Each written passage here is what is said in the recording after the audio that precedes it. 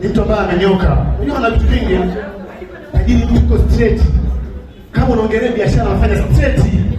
One step ahead ndio tajiri huyo. Kama anafanya kitu chochote yuko straight. Amenyoka hajapinda. Ndio kwa maskini sasa. Maskini amepinda hajanyoka.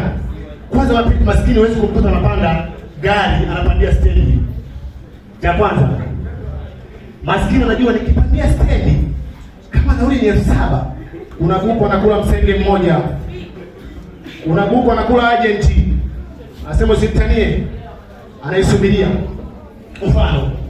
Kutoka Ushetu kuja hapa nauli ni 7,000. Sasa maskini apandi kwa maagenti. Unajua anapandia wapi? Anavuta ile ofisi kama mita 120 hivi. Anasubiria gari. Sasa gari ikifika, dereva wewe utaona mkono wake ule anapiga mkono. Simama.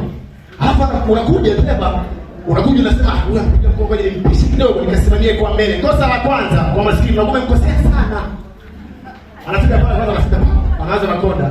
Kwa hiyo sisi tukiwasimamishia kule, mnasimamia huku. Tutawahama.